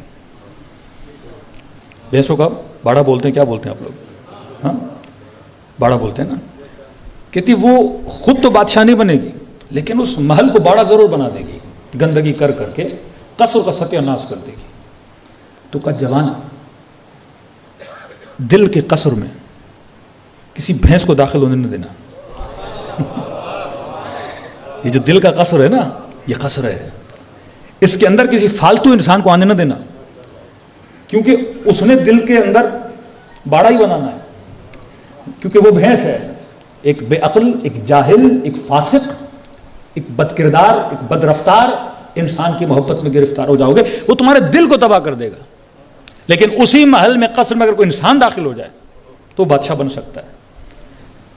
اپنے دل کی طرف امام حسین کی پوری کوشش ہے کہ ہمارے دل نجس نہ ہو، ہمارے ایموشنز تباہ و برباد نہ ہو۔ آج جوان غلط محبتوں میں گرفتار ہو کر خودکشیوں تک پہنچ جاتے ہیں۔ ہاں کتنے جوان ہیں، کوئی ہاتھ کی رگ کاٹ لیتا ہے، کیوں؟ غلط محبت میں گرفتار ہو گیا نا۔ فارسی کی ایک مثال ہے، اردو کا ترجمہ یہ ہے کہ مچھلی شکار ہونے کے بعد کتنا بھی تڑپے، تڑپنے کا فائدہ نہیں۔ اہل بیت تجھے یہ سکھاتے ہیں کہ شکار نہ بن کسی کا۔ ہمارا مسئلہ یہ شکار بننے کے بعد مولانا کے پاس آتے، مولانا آپ کوئی دعا دیں، کوئی بنگالی بابا بتائیں، کوئی تعویذ، کوئی پتہ نہیں کیا۔ اب کیونکہ پھنس گیا نا بندہ، اب کبھی اس در پہ سر مار رہا ہے، کبھی اس در پہ سر مار رہا ہے، خاندان کو تباہ کر دیتا ہے، فیملی کو تباہ کر دیتا ہے، والدین کا نافرمان بن جاتا ہے، کبھی کبھی والدین کی ضد بچوں کی زندگی تباہ کر دیتی ہے۔ اصول اہل بیت پہ چلو تو زندگیاں صحیح رہیں گی۔ ایک خاتون نے فون کیا کہ مولانا علیہ باللہ، کہتی ڈیلی ہر نماز کے بعد اپنے باپ کو بددعا دیتی ہوں۔ میں نے کہا ایسا نہ کریں، والد ہیں آپ کے؟ کہہ رہی نہیں۔ میں نے کیوں؟ کہہ رہی جب نوجوان تھی، 18 سال 19 سال کی ہوئی، گھر میں بہت رشتے آنے لگے۔ اب کیونکہ معاشرے کی ایک سوچ ہے بیٹیوں کو پڑھانا ہے، تعلیم ضروری ہے، لیکن اس سے زیادہ ضروری کیا ہے؟ نسل کو بنانا اور صحیح وقت میں اپنی نسلوں کے رشتے کروانا۔ یہ اگر آپ کو پتہ نہ ہو، مولا فرماتے کئی بار قسمت تمہارے گھر کا دروازہ کھٹکھٹاتی ہے پر تو دروازہ کھولتا نہیں ہے۔ جب کھولتا نہیں ہے تو فرصت جل جاتی ہے، وہ موقع گوا دیتے ہو۔ کہ یہ ایک سوچ فیملی کے اندر بنی ہوئی تھی، بیٹی کو پڑھانا ہے، بھائی پڑھاؤ کوئی بات نہیں، رشتے آئے کہ نہیں، بیٹی بھی بیچلر کر رہی ہے۔ کہ بیچلر ختم ہوئی، رشتے جو 100 آ رہے تھے وہ 50 پہ آ گئے۔ اب جب رشتے آئے تو کہ بیٹی ماسٹر کر رہی ہے۔ کہ ماسٹر ختم ہوتے ہوتے ایج بڑھتی گئی نا، 26 سال 27 سال۔ اب جب ماسٹر کر لی کہ بیٹا اب ذرا پی ایچ ڈی بھی کر لیں تاکہ خاندان کو پتا چلے ایک بیٹی نے کیا کی ہوئی ہے، پی ایچ ڈی کی ہوئی ہے۔ کہ وہ رشتے ختم ہوتے ہوتے جب میں نے پوری پڑھائی کر لی، اب اکا دکا رشتے آ رہے تھے۔ اب جب کیلیبر اتنا ہائی ہو گیا کہ بچی بیچلر بھی کر لیا، ماسٹر بھی کر لیا، مینٹلی ایموشنلی تھنکنگ وائز ہر چیز کے اعتبار سے پڑھی لکھی بچی بن گئی نا، اب وہ چاہے گی مجھے ویسا ہی رشتہ ملے جو میرا ایک کیلیبر ہے، اس حساب سے میں رشتہ ہے۔ اب کا کیونکہ ایج بڑھ گئی تو پھر کیلیبر کے رشتے آ نہیں رہے تھے۔ بچی ماسٹر رشتہ آ رہا ہے میٹرک فیل کا، بچی ماسٹر رشتہ آ رہا ہے انٹر فیل کا، کوئی نارمل سا بچہ کوئی ایجوکیشن وائز اتنا مضبوط نہیں ہے کہ جب ایج بڑھ گئی مجبوری میں رشتے نہیں آ رہے تھے، میرے باپ نے کسی ان پڑھ کے ساتھ کیا کرا دیا، آخر میں شادی کرا دی۔ کہ آج نہ ذہن مل رہا ہے نہ کچھ مل رہا ہے، فرصتوں کو جلا دیا میرے والد نے، آج نہ گھر میں خوش ہوں، میری نسلیں تباہ و برباد ہو گئی ہیں، ایج بڑھ گئی، اپنی اولاد کے مسئلے مختلف مسئلوں میں اڑ گئی ہوں۔ اب کیوں؟ کیونکہ اگر اس وقت صحیح فیصلہ لیا جائے۔ مولا فرماتے 2 چیزوں کی قدر و قیمت جان، العافیہ والشباب۔ فرمایا 2 چیزیں کبھی پلٹ کے نہیں آتی، ایک صحت، دوسرا جوانی۔ یہ پلٹ کے نہیں آتی۔ بوڑھوں سے پوچھو جوانی کیا ہے، بیماروں سے پوچھو کہ صحت کیا ہے۔ فرمایا جب تک یہ 2 چیزیں ہیں اپنی زندگی میں صحیح، اب آئیڈیالوجی اگر غلط ہو جائے، معرفت اگر انسان کے وجود میں نہ ہو، اہل بیت کی بتائی ہوئی باتوں پہ اگر انسان نہ چلے، ایجوکیشن سے اسلام نہیں روکتا، لیکن کب میں نے اگر کوئی اچھا رشتہ آتا ہے بیٹی کا، میں رشتہ اس لیے نہ کروں کیونکہ بیٹی بیچلر پڑھ رہی ہے، کسی بہترین نوجوان کا رشتہ آ جاتا ہے، کیا پتہ کل یہ رشتہ آئے کہ نہ آئے، اس رشتے کو جلا دو۔ اسی طرح کسی جوان کو بہت اچھا رشتہ مل جاتا ہے، فضول سی چیزوں کی وجہ سے، کبھی میرے پاس نوکری نہیں ہے، میرے پاس مسائل نہیں ہے، جناب اللہ کہتا ہے تم آگے بڑھو، اللہ کیا کرے گا، رزق ہو برکت کرے گا۔ اب کسی نے کہا مولانا آپ نے کسی تقریر میں پڑھا، ہم نے شادی کی، ہمارے گھر میں فاقے پڑے ہوئے، میں نے کہا بچے کتنے؟ کا مولانا 5-6 ہو گئے۔ میں نے کہا میں نے بولا تھا اتنے بچے پیدا کروا۔ اسلام میں کوئی مینجمنٹ کا بھی کانسیپٹ ہے کہ نہیں؟ اسلام کے اندر کوئی فیملی مینجمنٹ کہ کس طرح تم نے کب کون سا کام کس طرح کرنا ہے؟ ہم صرف مولانا نے کہا شادی کرو، دھڑا دھڑ شادیاں کی جا رہے ہیں، مینجمنٹ زیرو۔ مولانا نے کہا شادی کرو، پھر رزق کی تلاش میں نہیں نکل رہا، ساری ذمہ داریاں باپ پہ چھوڑ دی، خاندان پہ چھوڑ دی۔ فرمایا اللہ اس جوان کو پسند نہیں کرتا جو سست ہے، حدیث معصوم۔ لفظ بغض یا بغض، اللہ مطلب پسند ہی نہیں کرتا اس جوان کو، جو جوان کیا ہے، سست ہے۔ انسان محنت کرے، انسان زحمت کرے، تم پلاننگ کرو، اس راستے پر چلو، پھر اللہ کا کام ہے تمہاری زندگی میں کیا عطا کرے، برکت عطا کرے۔ اگر گھر میں 5 لوگ ہیں، 6واں انسان آئے گا، کتنی زیادہ روٹیاں کھا لے گا۔ یہ تو ہم نے اتنی خواہشات کو بڑھا دیا، یہ دجالی سسٹم نے اتنی خواہشات کو جوانوں کے ذہنوں میں بڑھا دیا کہ ایک بچی ٹی وی پر دیکھتی ہے، اتنے بڑے بڑے ہالز کو بک کیا جاتا ہے، اتنی بڑی بڑی شادیاں کی، اس کے اندر کیا پیدا ہو رہا ہے، خواہش پیدا ہو رہی کہ میری بھی شادی ہو تو اتنے بڑے انتظام کے ساتھ ہو۔ اب نہیں ہو رہی تو کہے گی لوگ میرے مذاق اڑا رہے ہیں۔ آج ہم کس کو خوش کر رہے ہیں؟ لوگوں کی آنکھوں کو۔ تو مولانا کھانا ٹیبل پہ بن کے آتا ہے، میں کھانا چاہتا ہوں، بیوی کہتی ہے ذرا ویٹ کرو ایک فوٹو تو لے لوں، کھانے کو ہاتھ نہیں لگانے دیتی، ایک فوٹو لوں انسٹاگرام پہ چلا جائے۔ میری نیت یہ ہے کہ لوگوں کی آنکھیں مجھے دیکھیں، کپڑے پہنوں تو آنکھیں دیکھیں، کھانا کھاؤں تو آنکھیں دیکھیں، سفر پہ جاؤں تو آنکھیں دیکھیں، زیارت پہ جاؤں تو آنکھیں دیکھیں۔ یہ کیسی زیارت ہے کہ صرف ہم دکھاوا کریں؟ بلا تبرج نہ تبرج الجاہلیہ، آئیڈیالوجیز بدل گئیں، اب رہوں اس کی آئیڈیالوجی پہ، نام حسین کا لوں، زندگی بسر کروں غیر اہل بیت کی آئیڈیالوجی پہ اور نام ابا عبداللہ حسین لوں، پھر زندگی میں برکت نہیں ہوتی۔ یہ دکھاوا، یہ پریشانیاں، یہ مسائل، یہ انسٹاگرام، یہ ٹک ٹاک، یہ اسنیپ، یہ مختلف مسائل جو آ گئے ہیں، یہ صرف دکھاوے کا عالم ہے۔ فیس بک کا مطلب کیا ہے؟ فیس بک چہرے کی کتاب، دنیا کو بتاؤں کہ میرا چہرہ کیا ہے۔ جناب غمگین ہے، اسٹوری ڈالتا ہے۔ بھئی آپ دنیا کو کیوں بتا رہے ہو غمگین ہو؟ حدیث معصوم ہے، امیر المومنین کا فرمان ہے، فرماتے ہیں اپنے غموں کو لوگوں کو نہ بتایا کرو، ذلیل ہو جاؤ گے۔ اپنے غم، اپنے دکھ، ایک عین عزت بھی ہے نا۔ فرمایا کسی کو اجازت نہیں اپنی عزت کو کیا کرے؟ خراب کرے۔ بس میں عزت پہ آتا ہوں، آخری عین عدالت، ابھی تھوڑی عزت بات کروں گا، 10 عین پورے ہو گئے۔ عین عزت، چھٹے امام کے پاس ایک شخص آیا کہ مولا صلوات پڑھیں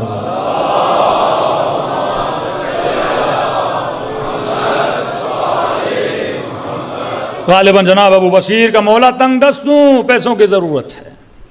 امام نے سے کچھ پیسے دیے، پھر کہا ابو بصیر ضرورت مند بنو، ہر کسی کے سامنے ہاتھ نہ پھیلایا کرو، اپنی عزت نفس کا کیا کیا کرو؟ خیال کیا کرو۔ پھر مولا قسم کھاتے ہیں، فرماتے ہیں مجھے خدا کی قسم ہے وہ بندہ کبھی امیر بن نہیں سکتا جو ہمیشہ سوالی رہتا ہے۔ فرمایا خدا اسے کبھی امیر نہیں بنائے گا جس کی عادت ہے سوال کرنے کی۔ جوان ہو گئے، تنومند، ہاتھ پاؤں سب کام کر رہے ہیں، لیکن باپ سے بار بار سوال کر رہا ہے۔ فرمایا یہ کبھی امیر نہیں بن پائے گا، امیر وہ بنتا ہے جو محنت کرے، جو زحمت کرے۔ دوسرا جوان آیا، مولا سفر پہ جانے کا بڑا شوق ہے لیکن پیسے نہیں ہیں، میرے کچھ دوستوں نے کہا کہ ہمارے ساتھ چلو فری میں، تو امام نے کہا فری میں لے جا رہے ہیں، اس کے بدلے میں کیا کروائیں گے تجھ سے؟ کہ مولا کام کروائیں گے۔ امام نے فرمایا کیسے کام؟ ایک عمومی کام ہوتے ہیں، سارے مل کے کر رہے ہیں، ایک مرتبہ نہیں، کیونکہ اس نے فری میں لایا، وہ لیٹا ہوا ہے، کبھی کہے گا میرے پاؤں دباؤ، چاہے کھانا بناؤ، جا کے میرے کپڑے دھو۔ امام نے فرمایا میں جعفر صادق راضی نہیں، تو ایک سفر کی وجہ سے اپنی عزت نفس کو پامال کرے۔ ایسے سفر میں نہ جاؤ کہ مولانا کربلا جانا ہے کہ ہمیں آپ کو فری میں لے جا رہے ہیں لیکن وہ ہم سے پاؤں دبائیں گے۔ ہاں ایک مرتبہ یہ ہے کہ کسی موقف میں جا کے عزاداروں کے پاؤں دباؤ، سبھی دبا رہے ہیں، وہ خدمت ہے، اس کا کوئی مسئلہ نہیں ہے، لیکن وہ جناب مجھے احساس دلائے کیونکہ ہم نے آپ کو فری میں لایا ہے، اب آپ نے کپڑے بھی دھونے ہیں، اب 4 لوگوں کے سامنے مجھے بے عزت بھی کرے، بار بار بتائے کہ یہ فری میں آئے ہیں، ان کے پیسے ہم نے دیے ہیں۔ فرمایا ایسی زیارت پہ، ایسے سفر پہ بھی نہ جایا کرو جس میں تمہاری عزت نفس کیا ہو جائے؟ پامال ہو جائے۔ عزت، فرمایا پیسے دے کر بھی عزت خرید سکو تو خریدو، کیونکہ حق نہیں تم اپنی عزتوں کو کیا کرو؟ پامال کرو۔ اسی طرح ایک باپ کو بولا تمہیں حق نہیں اپنے جوان کی عزت کو پامال کرو، عزت کا خیال کرنا، 4 لوگوں کے سامنے کسی کو ذلیل کرنا، فرمایا نہیں، اپنی عزت کا خیال کیا کرو، عزت کو جتنا بچا سکو۔ تو یہ کربلا ہے۔ فرمایا ذلت کی زندگی سے عزت کی موت بہتر ہے۔ وہ کس چیز کو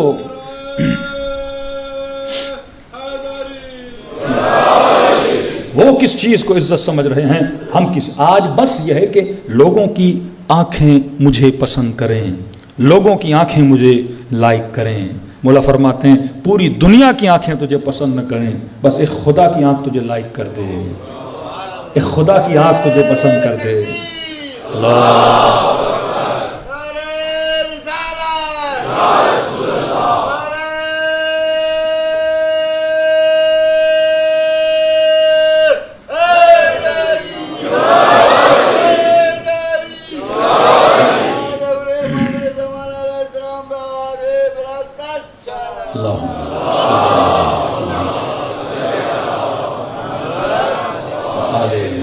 فرمایا عزت پہ کبھی کمپرومائز نہ کرنا، معرفت اپنے وجود پیدا کرنا۔ ٹائم بہت ہو چکا، انشاءاللہ کل ہم تفصیل میں جائیں گے کہ فیملیز پہ کس طرح ٹیک کیے جا رہے ہیں، جوانوں کو سمجھ، ہر چیز میں ہے اہل بیت علیہ الصلوۃ والسلام، محرم نامحرم کا قانون، یہ صرف انسانوں کو بچانے کے لیے ہے۔ آپ پیٹرول پمپ پہ جاتے ہو نا، کہتے سگریٹ جلانا منع ہے، آپ کہتے ہو میں عقل مند ہوں، میں پڑھا لکھا ہوں، میں پروفیسر ہوں، میں ڈاکٹر ہوں، میں مولانا ہوں، میرے سر پہ امامہ ہے، ہم اس طرح تھوڑی ہیں سگریٹ جلائیں اور آپ کو پیٹرول پمپ چلا دیں. کہتے نہیں، رول ہے. ہمیں پتہ ہے آپ پڑھے لکھے ہو، لیکن غلطی سے اگر چنگاری لگ گئی پورا پیٹرول پمپ کیا ہو جائے گا. یہ اہل بیت کے نشان ہیں. جوان بات نہ کرو، ایک طرف سگریٹ ہے، دوسری طرف پیٹرول ہے. اب یہ بولو میں بڑا نیک ہوں، میں بڑا سادہ، نہیں، بچ نہیں پاؤ گے. رول کو فالو نہیں کرو گے، بچ نہیں پاؤ گے. بات کم سے شروع ہوتی ہے، زیادہ پہ جا کے ختم ہوتی ہے. پھر پھنسنے کے بعد تڑپنا کیسا، پھر تو انسان پھنس جاتا ہے. پھر قوی الارادہ ہو، جناب حر جتنا ارادہ مضبوط ہو کہ انسان خود کو ان چیزوں سے کیا کرے، نکال. پھر مدد امام زمانہ درکار ہو، پھر ارادہ خداوندی درکار ہو. لیکن یہ اصول ہائے اہل بیت ہے. زندگی اگر ان اصولوں پہ گزاریں گے تو دنیا بھی آباد ہوگی، آخرت بھی آباد ہوگی. فرش عذاب، تہذیب، اخلاق، تمدن، ایک مضبوط سویلائزیشن پورا نیٹ ورک دیتی ہے کہ کس طرح قوموں نے اپنے آپ کو مضبوط کرنا ہے. فرمایا خدا نے ہر قوم کو ایک آنسو دیا، اہل بیت کے چاہنے والوں کو 2 آنسو دیے. ایک آنسو جو ہر قوم کو ملا وہ توبہ کا آنسو ہے. اہل سنت کے پاس بھی ہے، کرسچنز کے پاس بھی ہے، سب کے پاس ہے کہ بندہ گناہ کرے، رب کی دربار میں کیا کرے، توبہ کرے. بڑے سے بڑا گناہ خدا معاف کر دیتا ہے اگر انسان شرمندہ. ایک آنسو ہے غم ابا عبداللہ الحسین کا آنسو، جو صرف محبان ابا عبداللہ اور شیعیان اہل بیت کو عطا کیا گیا. کسی نے کسی عالم سے پوچھا، غالباً قراتی سے، قبلہ یہ بتائیے دونوں آنسو میں فرق کیا ہے؟ توبہ کا آنسو کیا کرتا ہے کہ گناہوں کو مٹاتا ہے. امام حسین پہ روتے ہیں تو یہ آنسو کیا کرتا ہے کہ یہ بھی گناہوں کو مٹاتا ہے. پھر کام تو سیم ہے. پھر توبہ کا آنسو کافی تھا. یہ جو پلس میں ہمیں غم امام حسین کا آنسو ملا، کوئی فرق تو ہونا چاہیے. انہوں نے کہا ایک فرق ہے. کہ قبلہ کون سا؟ کہ دیکھو یہ ابا ہے، اگر نجس ہو جائے اس کو دھوؤں گا تو کیا ہو جائے گی پانی سے. کہ یہ ہے توبہ کا آنسو. توبہ کا آنسو نجاستوں کو مٹاتا ہے، پاکیزہ بنا دیتا ہے توبہ کا آنسو. کہ پھر غم امام حسین کا آنسو کیا ہے؟ کیونکہ وہ بھی گناہوں کو ہی مٹاتا ہے نا. تو ایک مرتبہ جب توبہ کے آنسو سے میں نے دھو لیا، پھر امام حسین کے غم کا آنسو کیا کرے؟ انہوں نے کہا کبھی کبھی کپڑے نجس ہوں پاک ہو جاتے ہیں پانی سے، لیکن کبھی کبھی تمہارے کپڑوں پہ داغ لگ جاتے ہیں، وہ پانی سے نہیں مٹتے. چائے گر گئی، کوئی نشان پڑ گیا، بھئی یہ نشان تو جائے گا نہیں، سفید کپڑے پہ نشان پڑ گیا. کہا کہ توبہ کا آنسو کپڑے پاک تو کرتا ہے، داغوں کو نہیں مٹاتا. یہ غم حسین کا آنسو ہے جو داغوں کو مٹاتا ہے. حر کے اوپر کتنا بڑا داغ تھا کہ مولا کا راستہ روکا، لجام میں فرس حسین میں ہاتھ ڈالا. جب واپس آیا تو امام نے سینے سے لگا کہ حر میں نے تجھے معاف کر دیا، لیکن آنسو رک نہیں رہے تھے. بار بار حر سکون میں آ جا، حسین نے معاف کر دیا، بشارت دے رہا ہوں جنت میں جاؤ گے. لیکن نہیں مولا اگر اجازت ہو. کیسی اجازت؟ مولا اگر اجازت ہو سیدانیوں کے خیمے کے سامنے جاؤں، زہرا زادیوں سے جا کے معافی مانگوں. سجیتکم الکرم. امام نے فرمایا اگر میں نے معاف کیا تو سمجھو میری بہنوں نے بھی معاف کیا. کہ مولا سکون نہیں مل رہا میرے دل کو، اجازت دیں، چین نہیں مل رہا مولا، جا کے معافی مانگوں. کہ باس یہ معافی مانگنا چاہتا ہے، لیکن کہ اور اتنا اصرار کیوں ہے کہ معافی مانگنا چاہتے ہو؟ کہ مولا جب آپ کا راستہ روکا تھا کچھ اماریوں سے کچھ بیویوں کے رونے کی آواز نہیں. یہ داغ تھا جس کو غم حسین کے آنسو نے کیا کر دیا، مٹا دیا. کہ بڑے سے بڑے گنہگار اس فرش عزا پہ آتے ہیں، گناہوں کو چھوڑ دیتے ہیں. بڑے سے بڑے شرابی جنہوں نے فرش عزا پہ آئے، امام حسین کے مصائب سنیں کہ آج کے بعد اس نشے کو ترک کر دیتے ہیں، آج کے بعد اس گناہ کو ترک کر دیتے ہیں. یہ کس کا اثر ہے؟ غم حسین کے آنسوں کا اثر ہے کہ جس 4 سالہ بچی نے اس امت کے لیے تماچے کھائے، اس کا ضمیر بیدار ہوتا ہے. ارے اس نے اتنا کیا، میں کیا کر رہا ہوں دین اسلام کے لیے، پیغام امام حسین کے لیے. فرمایا خلوص سے دل سے میرے جد کو سلام کرو، خدا تجھے ثواب زیارت حسین عطا کرتا ہے.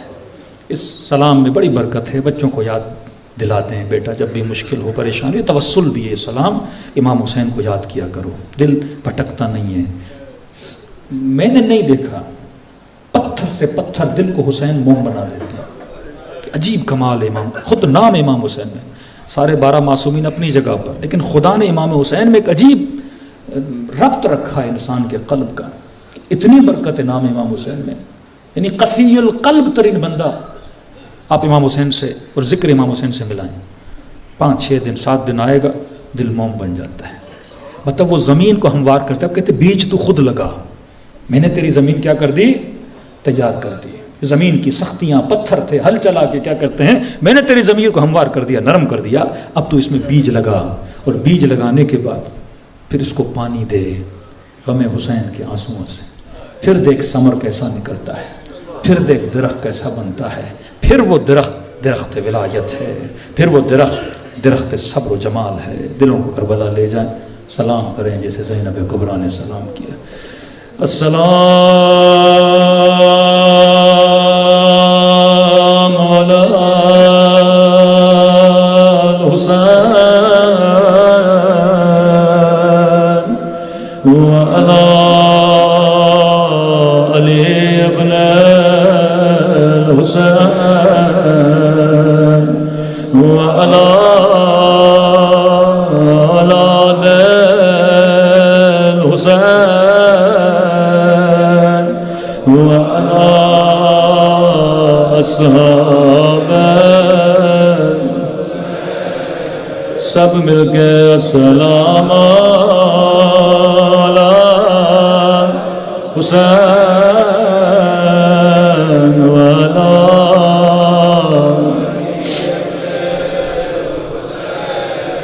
وعلی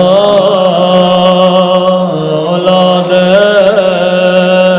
الحسین وعلی اصحاب، سب مل کے السلام علی وعلی علی ابن وعلی اولاد وعلی اصحاب، میرا سلام ہو اس درد بھرے منظر پہ جب حسین خیمے سے نکل رہے تھے، کبھی بہن دامن پکڑتی تھی، کبھی بیٹیاں روکتی تھی۔ لشکر یزید کا سپاہی کہتا ہے 2 شہید ایسے تھے جن کا خیموں سے نکلنا بڑا مشکل تھا۔ کہتا ہے بڑی دیر لگی اکبر کو خیمے سے نکلتے نکلتے، کبھی ماں سینے سے لگاتی تھی، کبھی بہن سینے سے لگاتی تھی۔ کہتا ہے آخر میں حسین گئے اپنے اکبر کو باہر لے کر آئے۔ کہتا ہے دوسرا شہید جسے نکلنے میں اکبر سے بھی زیادہ دیر لگی، اور خیموں میں بیویوں کا کوہرام بپا تھا۔ سنیں گے یہ شہید کون ہے؟ یہ تیرا غریب مولا، 3 دن کا پیاسا حسین۔ کہتے ہیں بڑی دیر کے بعد خیمے سے باہر آئے، ذوالجناح پہ بیٹھے۔ ذوالجناح جلدی کر مجھے میدان میں لے کر چل، کہیں میری بیٹی پھر سے بابا کو روک نہ لے۔ یہ ذوالجناح چند قدم چلا لیکن قدموں کو روک لیا۔ فرمایا ذوالجناح تو نے بھی میرا ساتھ چھوڑ دیا، میرا اکبر مجھے چھوڑ کے چلا گیا، میرا عباس عباس مجھے چھوڑ کے چلا گیا، بے زبان سر جھکایا، مولا چلوں تو کیسے چلوں؟ امام نے نیچے نگاہ کی، کیا دیکھا؟ ایک 4 سالہ بچی ہے، ننھے ننھے ہاتھوں سے ذوالجلال کے قدموں میں لپٹی ہے، رو کے کہہ رہی ہے ذوالجلال میرے بابا کو میدان میں لے کر نہ جا، میرا اکبر گیا واپس نہیں آیا، اور میرا چچا عباس گیا واپس نہیں آیا۔ امام حسین ذوالجلال سے نیچے آئے، اپنی بچی کو گودی میں بٹھایا، زمین کربلا پہ لیٹ گئے، کہ سکینہ آخری بار بابا کے سینے پہ سو جا۔ بچی نے ایک سوال کیا، بابا تیرے جانے کے بعد میری قسمت میں کیا ہے؟ کہتے ہیں فوراً بچی کو سینے سے اتارا، خاک کربلا کو ہاتھوں میں لیا، آہستہ آہستہ سکینہ کے سر پہ ڈالنے لگے، او سکینہ میرے بعد تیری قسمت میں یتیم ہے، میرے بعد شمر کے تماچے،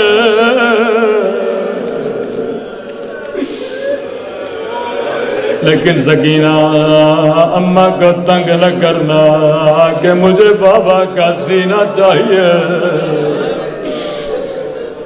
وہ ظلم ہوئے جس کی مثال تاریخ میں نہیں ملتی۔ کسی نے چوتھے امام سے پوچھا، مولا سب سے زیادہ تکلیف کس منظر نے دی؟ سخت روایت ہے، کمزور دل مومن مجھے معاف کر دیں، امام زمانہ اگر مجلس میں موجود ہے، مولا مجھے معاف کریے گا، آپ کا ہی حکم ہے، پڑھو پڑھو تاکہ شیعوں کو پتہ تو لگے ہمارے اوپر کیسی کیسی مصیبت ہے۔ فرمایا منظر تو بہت تھے، لیکن ایک منظر نے مجھے بڑا خون رلایا۔ مولا وہ منظر کیا تھا؟ فرماتے ہیں ایک رسی تھی جس نے سجاد کو بڑا رلایا۔ مولا اس رسی میں ایسا کیا تھا کہ ایک رسی تھی، 2 گردنیں تھی، جب جب میں کمر کو سیدھا کرتا تھا بچی کی آواز آتی تھی، سجاد میرا گلا گھٹ رہا ہے۔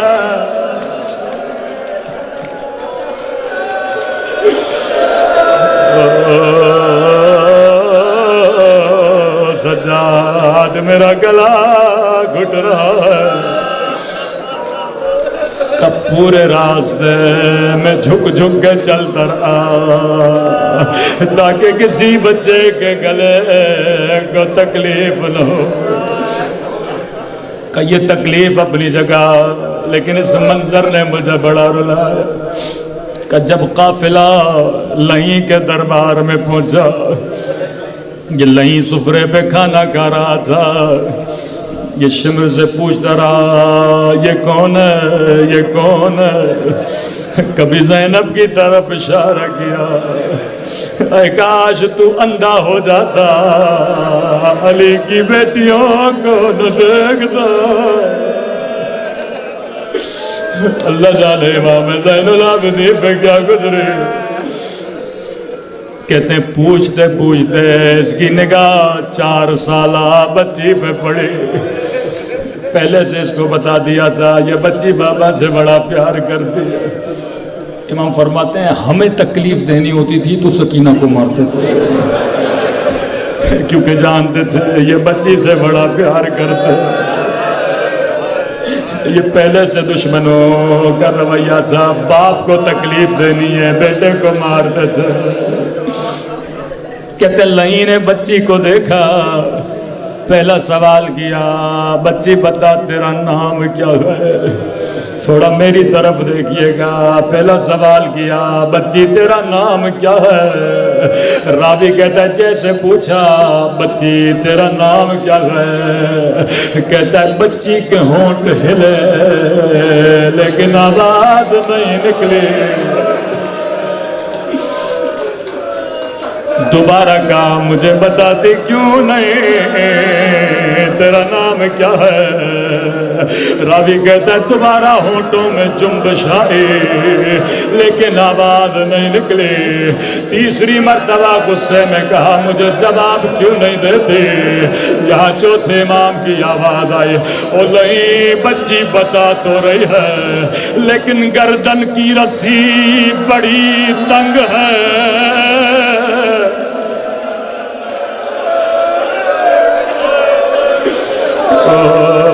گردن کی رسے بڑی تنگ ہے. بچی کی آواز کیسے نکلے؟ لئی نے حکم دیا رسی کھولی جائے. جیسے رسی کھولی گئی دھیمی سی آواز میں کہا میرا نام سکینہ ہے. لئی نے کہا بچی تیرے ہونٹوں کو دیکھ کے لگتا ہے تو نے کئی دنوں سے کھانا نہیں کھایا. امام سجاد کو دیکھا کہ سکینہ جواب دے. کہیں قیامت کے دن یہ نہ کہے ہم نے بچی سے پوچھا تھا بچی نے بتایا نہیں تھا. کہنے لگی کئی دنوں سے میں نے کچھ بھی نہیں کھایا. لئی جانتا تھا بابا سے بڑا پیار کرتی ہے. کہنے لگا سکینہ یہ تو بتا جب تجھے بھوک لگتی تھی تیرا بابا تجھے کیا کھلاتا تھا؟ سکینہ کو بابا کی یاد آ گئے. کہنے لگی میرا بابا مجھے اپنے گھٹنے پہ بٹھاتا تھا اپنے ہاتھوں سے مجھے کھجوریں کھلاتا تھا. کہنے لگا سکینہ ادھر آ میں تجھے کھجوریں دیتا ہوں. لئی نے حکم دیا تشت بلایا جائے. میرے چوتھے امام فرماتے ہیں عرب تشت میں کھجوریں رکھ دیتے. بچی کو تشت دیا. اللہ یہ منظر کسی یتیم کو نہ دکھائے. سکینہ نے کپڑا ہٹایا کیا دیکھا ایک کٹا ہوا سا. میرے غریب الوطن بابا میرے 3 دن کے پیاسے بابا.